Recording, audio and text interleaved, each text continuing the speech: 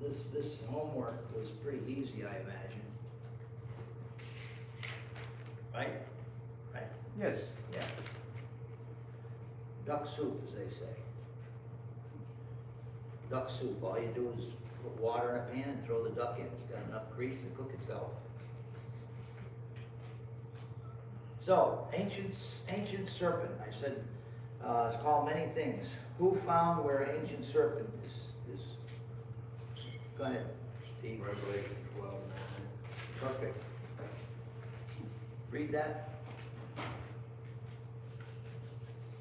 And the great dragon was thrown down, that ancient serpent, who is called the devil and Satan, the deceiver of the whole world. He was thrown down to the earth, and his angels were thrown down with him. Okay. So here he's called a bunch of things. The great dragon, the ancient serpent, the devil, Satan, deceiver of the world. Lots of titles in one quick verse. How about father of lies? Yes, Tracy? John 8:44. Yes. Go ahead. Can you read it? You are of your father the devil, and your will is to do your father's desires. He was a murderer from the beginning and does not stand in the truth, for there is no truth in him. And then I ran out of space. And then he says, When he lies, he speaks out of his own character, for he is a liar and the father of lies.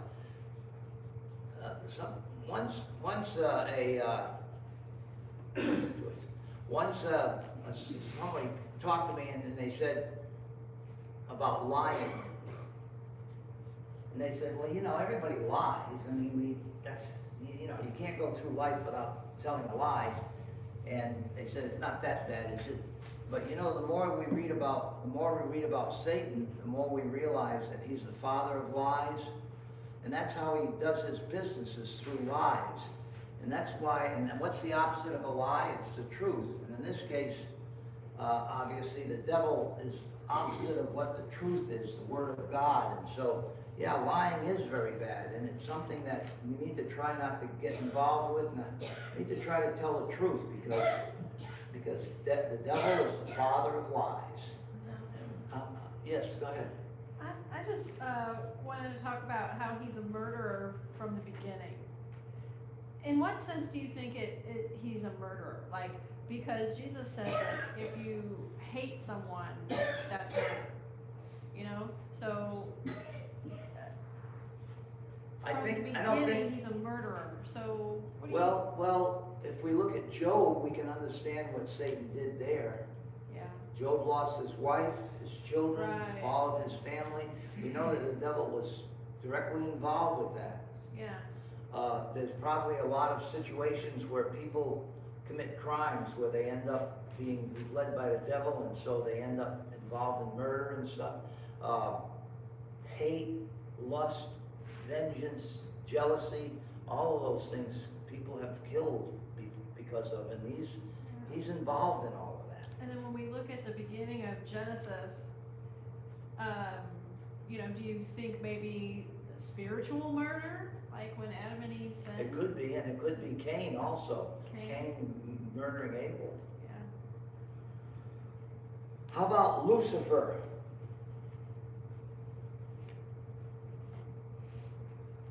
Who got Lucifer? It's not in the Bible. Versions. It's in the King James Version. In the King James Version. We're going to spend a lot of time on Lucifer because Lucifer is a name that is so broad and it's so multifaceted, it's worth spending some time on, so we're going to do that. But Isaiah 14:12 in the King James has it, and some of them have day star, son of dawn. How about Beelzebub? Matthew 12:24. Okay, read that, Kevin. Matthew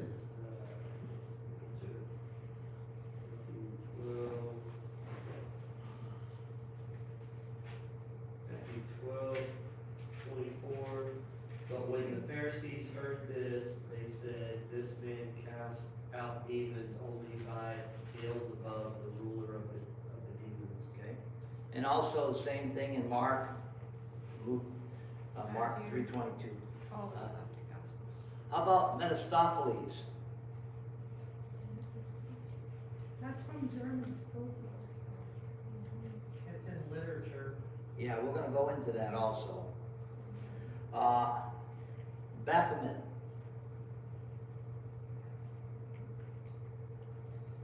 19th century occult symbol of a goat head. You ever hear the Knights Templar? Yeah, they were involved in coming up with that particular name. How about the Tempter? Marie, what? so that's in numerous passages. Give me one. Matthew 4:3. Go ahead, read that.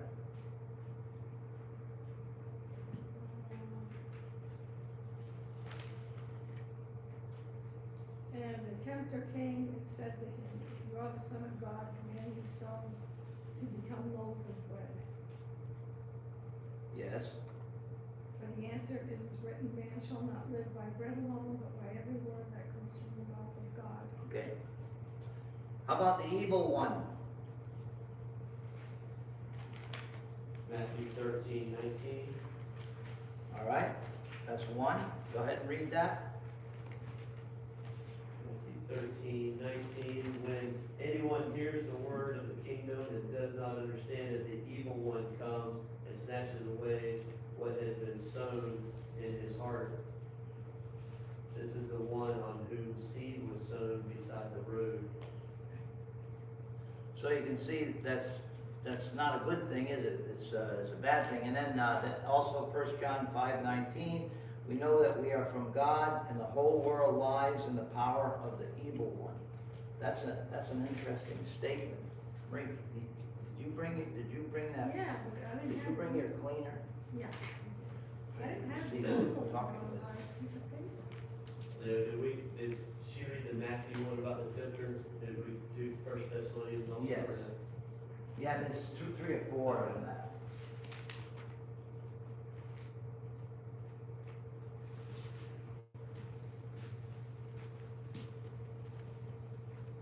It's interesting that in 1 John 3:12 goes to what Tracy was asking about before.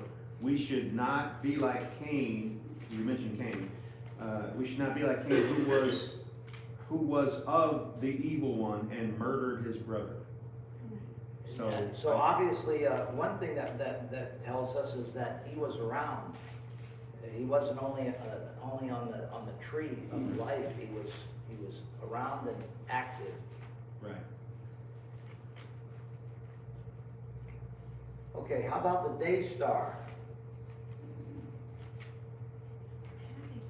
We read that before, right? Isaiah 14:12. O day star, O son of dawn. All right, the accuser. Who got that? Steve, did you get that?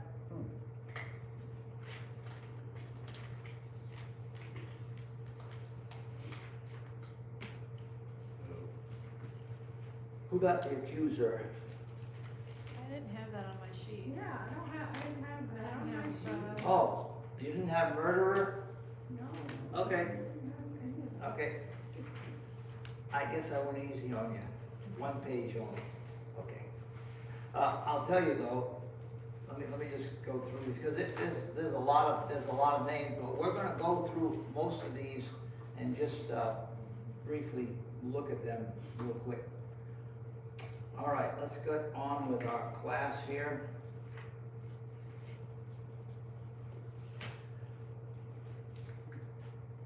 Okay, we looked at Satan and the devil, and now we're looking at Lucifer. The original Hebrew of Lucifer was Heliel. Heliel. And what it meant is light-bearing one. That's all it meant. It just meant that he bears light. The Latin word Lucifer means exactly the same thing, light-bearing one. It was a Roman term for the planet Venus. Lucifer is what they used to call Venus.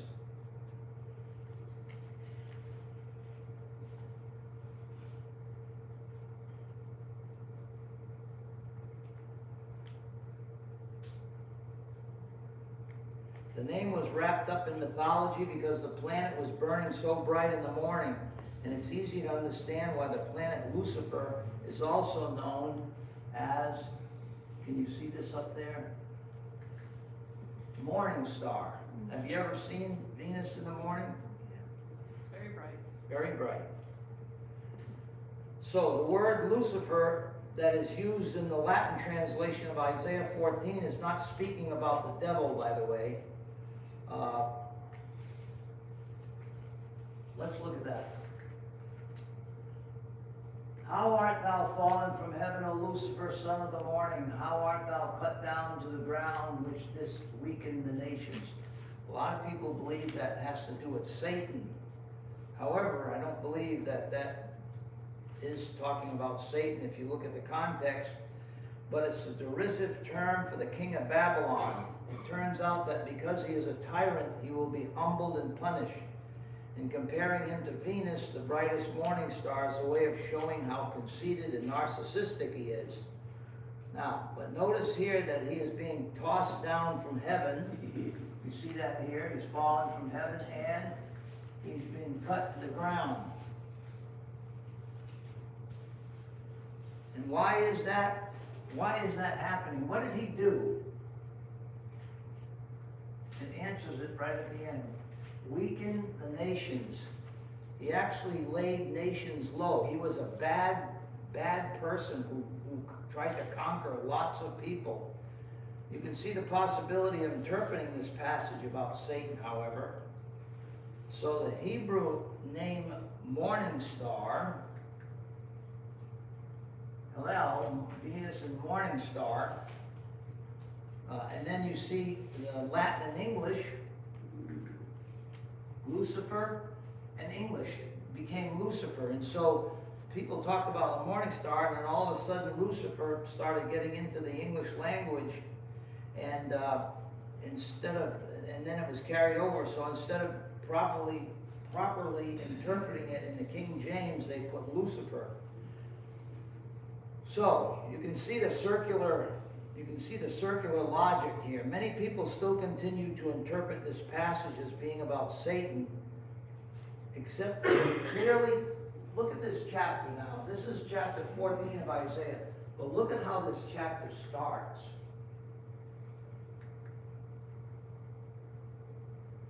In the 4th verse of chapter 14, it says, "You will take up this taunt against the king of Babylon." And then the whole context goes and it talks about the king of Babylon. There's still many, many people who think this is about Satan. As a matter of fact,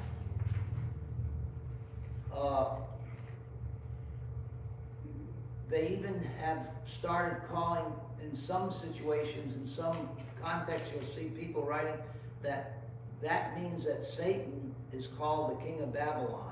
And I don't believe that is true. At least that's my opinion. So, not staying in the context, we can see how the word Lucifer became a name for Satan. You see? That's how it's interpreted, or that's how it's translated in something. How art thou fallen from heaven, O Lucifer? Now, a lot of this came about in the middle of the last century, or no, middle of 2 centuries ago. Now we're in the 2000s, so it would have been in the 1800s. Has anybody heard of Milton's Paradise Lost? It was hugely popular. People read it all over. I mean, it was one of the most popular books in the mid-1800s. So this popular work is probably the likely reason for the interpretation of Isaiah 14 about Satan. Milton refers to Satan as, in his book, he calls him the great Lucifer. So that was in 1667. I made a mistake. It was 4 centuries ago. So this is when Lucifer enters the common vernacular as a name of Satan. Before that, no one called Satan Lucifer. After Paradise Lost, it became very popular. So we went through all that so that if someone uses the name Lucifer, meaning Satan, we can understand where the name comes from. And we're talking about relatively short time here, only 3 or 4 centuries. It really means light source. That's how dictionaries, believe it or not, if you look up, in many dictionaries, look up Lucifer, you'll see it just means a light source. Look at this. This is a vintage around the 1910, it says. That's an advertisement for a bicycle light. You can see the little generator that used to, remember those that used to fit up against your wheels? That's a light, they call it Lucifer. In France, that's a very popular name, in French. Lucifer would be, as a matter of fact, feu, the end of Lucifer, it means fire. Now, here's another one. They used to sell matches, cactus lucifers. That's a match from the Victorian ages, a book of matches. They used to call them lucifers. Now, here is a book describing, you know, every generation something comes out and there's somebody who says, oh, that's the worst thing that ever happened. I remember in the 1960s when rock and roll was very popular, my parents thought it was the worst thing that ever happened, that, you know, the whole country was going to just go down the tubes, and now, of course, that keeps happening and happening. Well, do you know that there was a time when people used to live by candles, and then when electricity came out, this thing came out. It's called American Lucifers. The Dark History of Artificial Light. This is a book describing the scandalous history of creating and controlling artificial light. It actually, in the book, it has a double meaning, and it plays on the words in the title, and the author combines the idea of providing fake light with the idea of being evil or satanic. It's obviously a terribly outdated book by a rabid anti-capitalist with little vision. Think about it.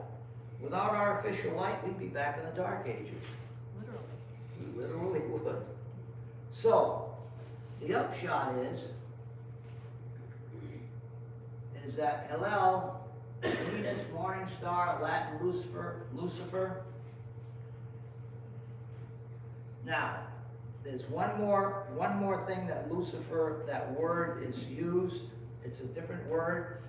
Anybody guess what the word was in Greek?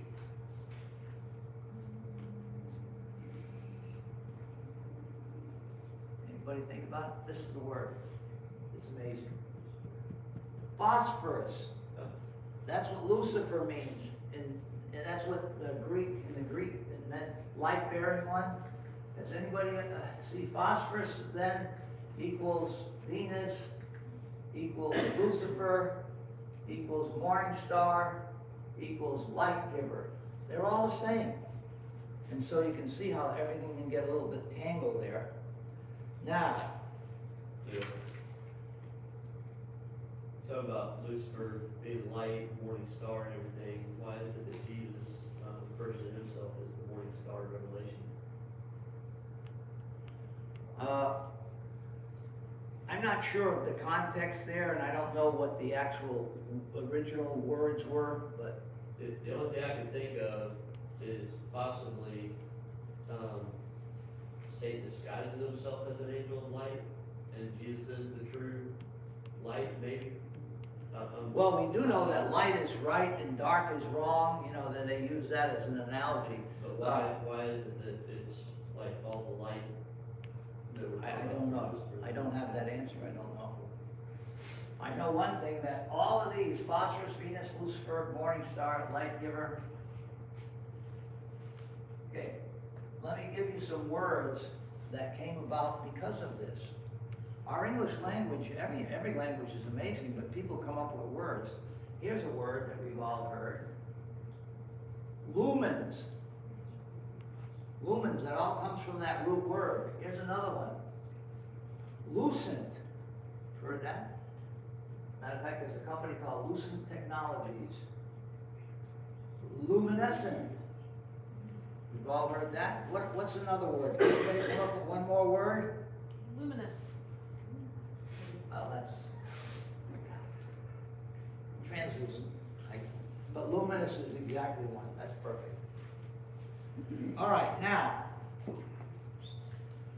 what I'd like you to think about is phosphorus. Does anybody know what that word means? Well, light, Has anybody ever seen phosphorescence? yes. Doesn't it happen in the ocean? Isn't there, So there's no Satan here, but here's your phosphorus. That's not an AI generated scene. That's actually the waves breaking there. Sometimes when phosphorescence in the water is so bright, we've seen that. Anybody who's been at the beach when there's waves breaking, they'll see phosphorus. That's all the same.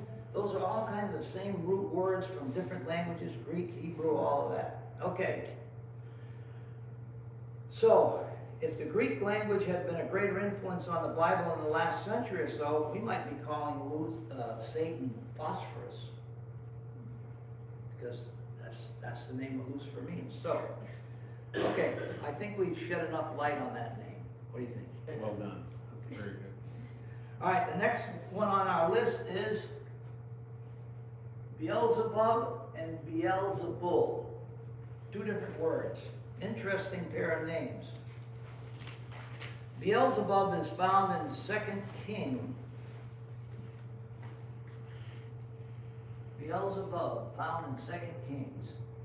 Now, Ahaziah fell through the lattice in his upper chamber in Samaria and lay sick.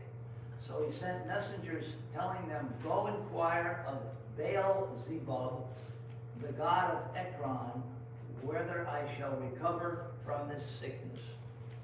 Do you think he did right here?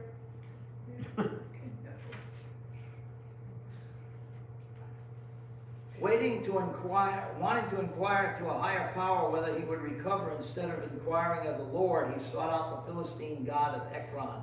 It's called Beelzebub. We would render the Hebrew word more precisely Baal-zebub. Baal was their god, and Zebub means something. In just a moment I'll go into that. We know that God has never been pleased when his people turn away from him. That sin left Ahaziah without God's help. Look what he said.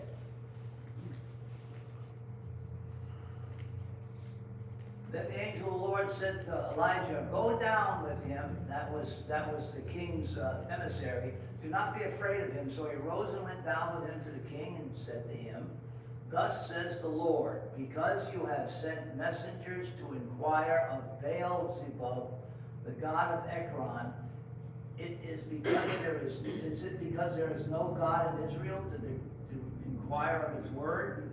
Therefore you shall not come down from the bed to which you have gone up, you shall surely die.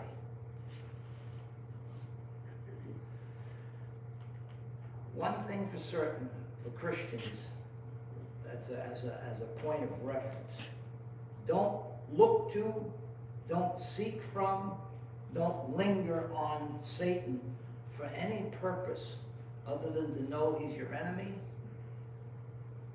and you know enough about him to stay clear of him. That's really what this is all about. So that's Beelzebub, mentioned twice in the Old Testament, and that's his only appearance in the Bible, possibly. Let's look at the New Testament. The Gospels refer to instead Beelzebul. Matthew 10:25. If they have called the master of the house Beelzebul, how much more will they malign those of his household? Who said that? Remember who said that? It's Jesus who said that. He was telling those people that he was sending out, he says, be careful because they're calling me Beelzebul. And if they do that, if you're my followers, they're going to do bad things to you. Jesus from what Scripture alludes, speaks as if they all would know about Beelzebul and why caution was necessary. He didn't explain who Beelzebul was. They probably already knew. The word was pretty common back in those times. Now, Very soon afterwards, the Pharisees predictably claimed that Jesus is casting out demons by Beelzebub, the prince of demons, in Matthew 12. Then a demon-oppressed man who was blind and mute was brought to him, that's the Jesus, and he healed him so that the man spoke and saw. And all the people were amazed and said, "Can this be the son of David?" But when the Pharisees heard it, they said, "It is only by Beelzebul, the prince of demons, that this man cast out demons." Now that's a bizarre claim, even for those who hate Jesus. But you know what? That is hatred. Here's another thing for us, an important side point. And I've seen this, I'm sure we've all seen this. When hate is in your heart for someone, nothing they do will ever be good. That's just how it is. These Pharisees saw good being done. Here's a blind man and a mute, and he was able to talk and he was able to see. And the Pharisees, instead of saying, "What an amazing thing, he just cured this man of his illnesses," no, instead they say, he's from the devil. So when hate is in the heart for someone, nothing they do will ever seem as good. That's just true in Jesus' time, and it's true in this time. We don't need to hate or dislike anyone. We're all God's children. Something that is very important is they're referring to Beelzebul as prince of demons. That is interesting. What does that tell you when Beelzebul is called prince of demons? Who could this be? Marie? Yes. We have to assume the name is referring to Satan. It's the same is said in Mark 3 and Luke 11. It's both that Mark and Luke both have this same scenario going on where he's mentioned as the prince of demons. Jesus uses the name Satan in his response, so he furthers that connection. Look what happens in Matthew further on. Knowing their thoughts, that's Jesus, he said to them, "Every kingdom divided against itself is laid waste, and no city or house divided against itself will stand. If Satan cast out Satan, he is divided against himself. How then will his kingdom stand? If I cast out demons by Beelzebul, by whom do your sons cast them out?" You see, in that same context, he kind of brings Satan in with Beelzebul. So we can see that it's very likely, it's not 100%, but it's certainly a high percentage that this prince of demons, Beelzebul, is another name for Satan. You can see that he's making the point when he mentions Beelzebul at the end of this passage. Now, we have a couple of possible words found in these verses. Depending on which translation you read, it's either Beelzebub or Beelzebul. So I think that both of these, even though they're different words, they're probably the same name. Now, what does it mean? Let's look at the terms for a minute. Beelzebul. Baal means Lord or Master. We knew that, right? That was one of the false gods. What does Zebub mean? There was a movie out where these kids get caught up in an island. What is it? Lord of the Flies. Yes, that's exactly what that Zebub means, fly. So it's Beelzebub is Lord of the Flies. Now, Baal, Zebul, Baal again is Lord and Master. What does Zebul mean? Anybody know? Let me ask you a question. Back in those times, they didn't have good sanitary conditions. We don't have flies very much around. Well, sometimes we have them and they're irritating, aren't they? There's nothing worse than a fly in my camper. When we have a fly in the camper, Marie tells me we have to search until we smash them because there's nothing that's as irritating as a fly. But back in those times, have you ever seen pictures, as a matter of fact, let's say of people who are poor in India, little kids with flies all around them and stuff. Well, back in those times, in a not very sanitary situation, where would you normally see flies? Around dung. And so zebub is flies, and zebul means dung. So those are the two, Lord of the Flies, Lord of Dung. Lord of Waste. It also means Lord of the dwelling, also pleasant dwelling place. I never heard, I didn't come across that at all. Where'd you find that? On the internet? Google, yeah, yep. Yeah. I also read that it's Lord of Gluttony, because they say that he devours everything. I don't know, I know that, when I looked up root words of zebul, it meant dung, and the zebub means flies.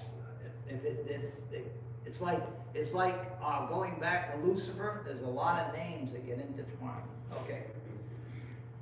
It is thought that this is the connection to Beelzebub, Zebul, between the two words. The term Beelzebul has by later years become a derisive, purposeful twist on the existing Hebrew term for Satan, the Lord of Flies. Now, you may not make the connection, but think about how things were.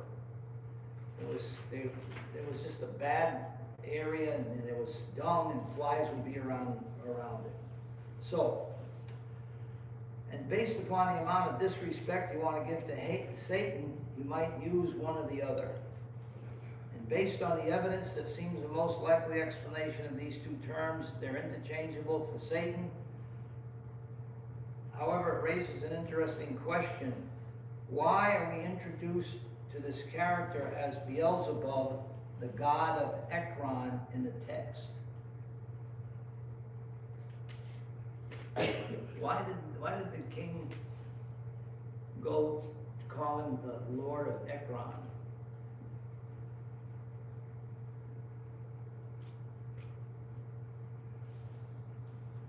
Well, that's because he was a Philistine god that had the most popularity at the time. Right now, if you look at how trends go, trends would go a lot slower back then because they had poorer communication, but Beelzebul was very, very popular at one time, and it just happens that the popularity, the king thought that because he was so popular that's who he should have gone to. Let's look at Jesus' word again when he's answering the Pharisees' claim in Matthew. Let's look at Matthew 12, 25 and 27 once again. Okay. Knowing their thoughts, he said to them, every kingdom is divided against itself is laid to waste, and no city or house divided against itself will stand. And if Satan casts out Satan, he is divided against himself. How then will his kingdom stand?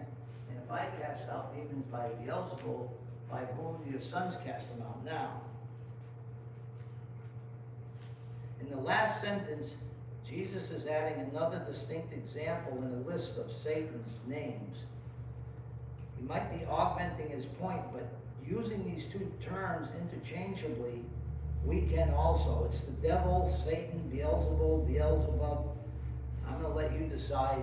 You know, there's so many contradictions if you read out there of what names mean. The most likely answer that's just what is the names. Most Bible authorities state that as a fact. I'm going to stick to most likely Beelzebul is Satan. Now, here's another one. Satan, Beelzebul, same thing. Belial and Beliar. Also written, it's based on the evolution of language and the pronunciation between the Old and the New Testament. It's the same word. The Hebrew meaning of Belial or Beliar is wicked and worthless. Used in the Old Testament as part of a descriptive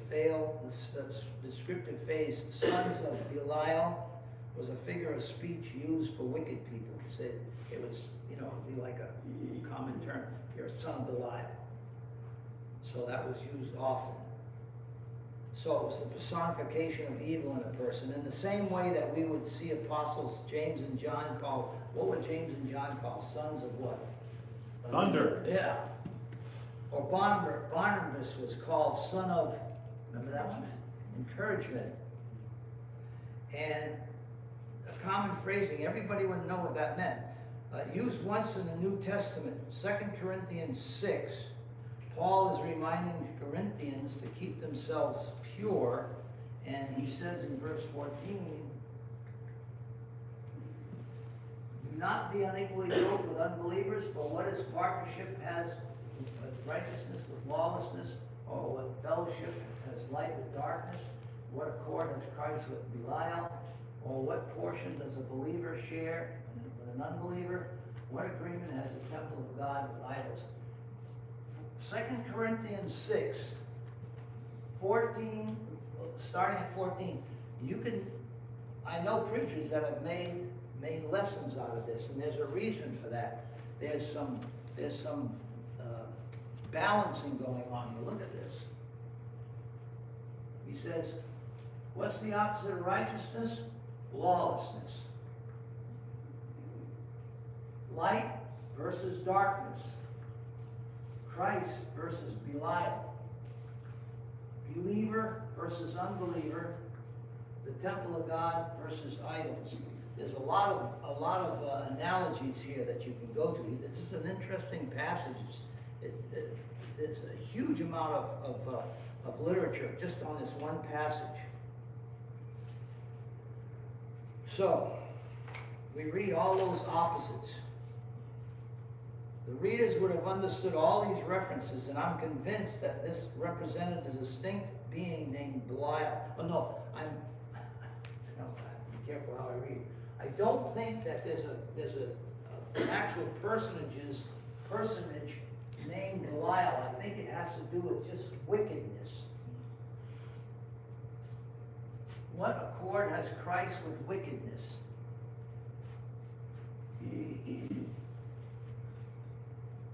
It seems more to be personifying wickedness in the opposite of holiness, or God's way versus Satan's way. This is how it would have stayed without yet another assist from Milton's Paradise Lost. What did he do again?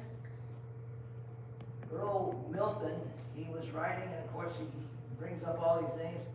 He put Belial as one of the wicked angels. And so people started calling this a proper name. And now we'll find in modern scholarship, Belial is listed as one of the biblical names of Satan. If you look it up, Satan's name, that pops up. I don't know why. It's not based on any actual text. I think it's an unsupportable claim. And there is just one scriptural mention of Belial, and that's all the evidence there is. So, based for the most part on the reference in Paradise Lost, it lacks real support. People think this is a name of Satan today because we become victims of something. The more I study this particular subject, the evolution of the image and the treatment of Satan over the last several centuries has brought about a lot of error. The influence of art, literature, and media has brought about a lot of error. I'm more attuned to things now watching television. Marie, remember what we saw last night? What did we see last night? Do you remember? It was a cartoon of Satan, of the devil, and he was doing something, and then, oh, I know what it is. He's stirring a cauldron, and you know, bull, what's that? Oh, Red Bull. Red Bull. Red Bull gives you wings.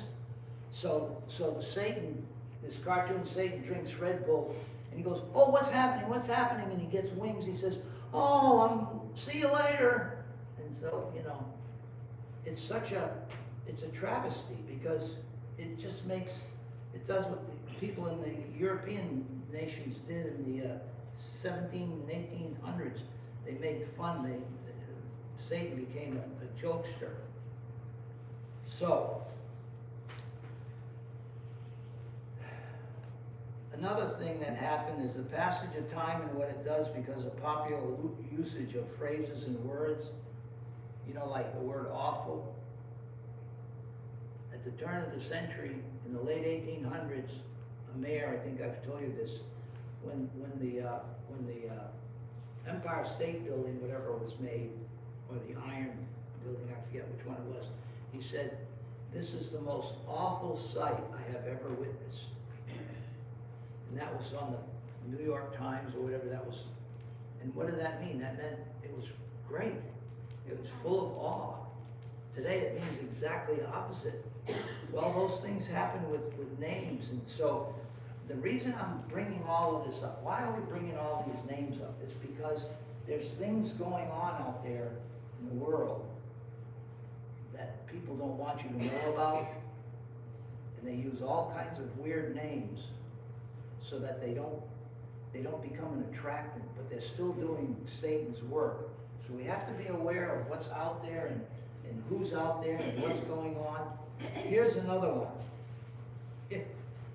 I had to ask John. Remember, John, I asked you about this name?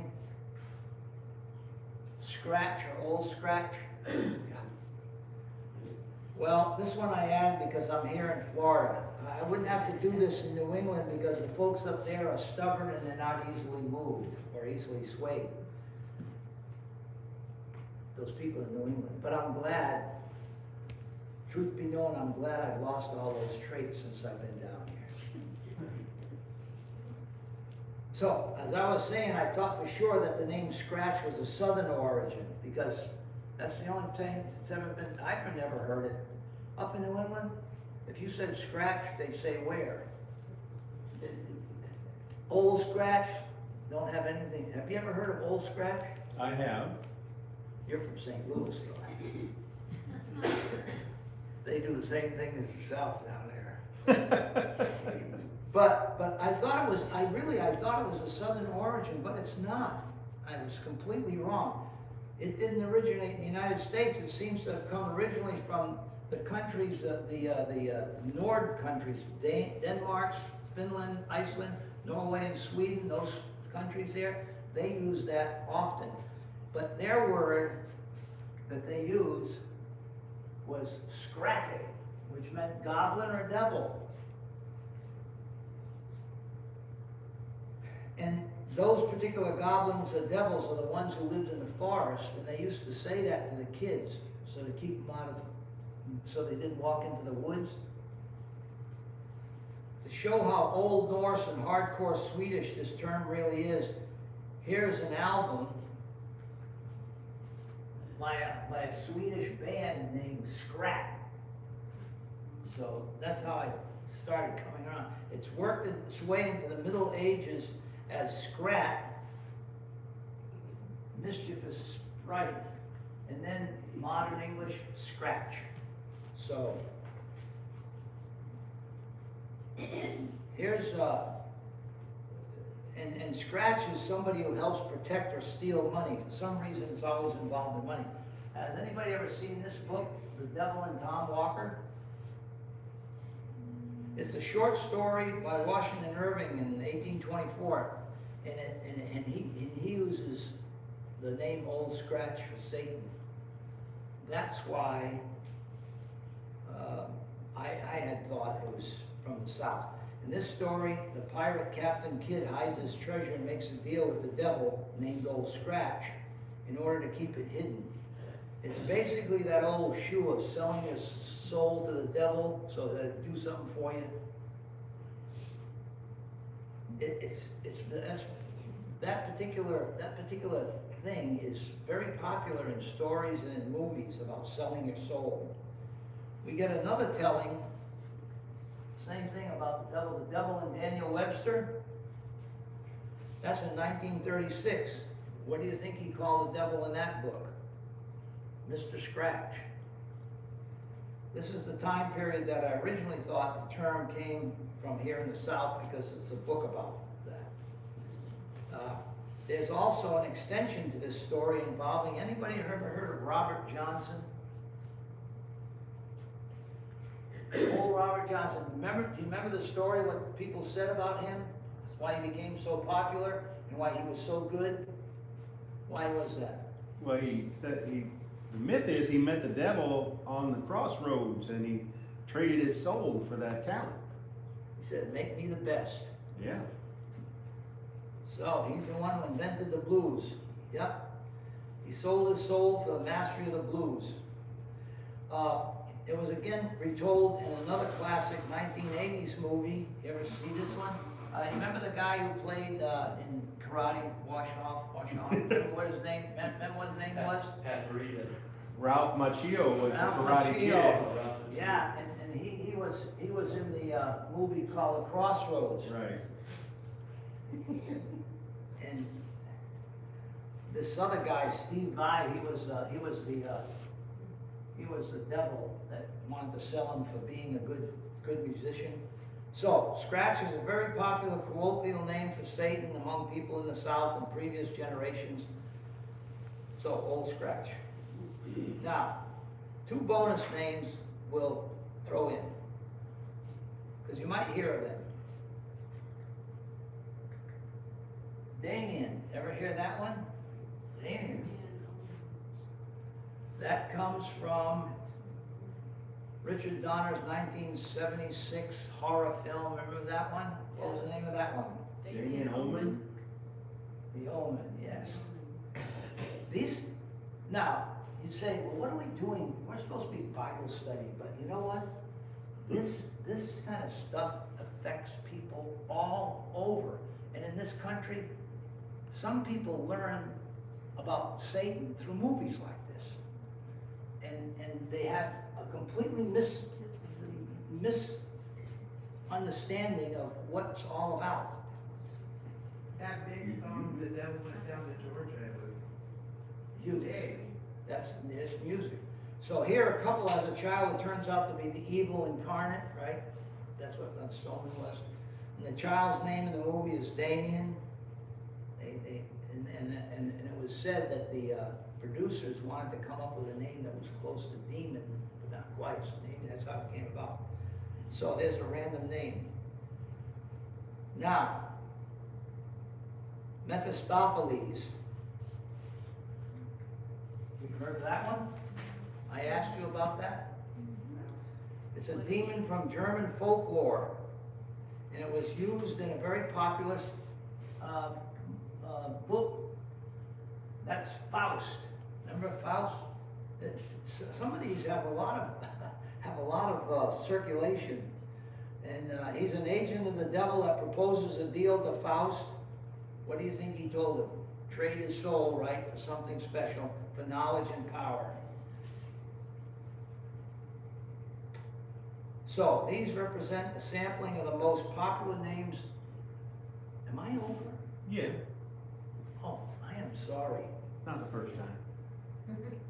That I'm sorry? Thank you. We'll go over some of these. We'll start on I'll go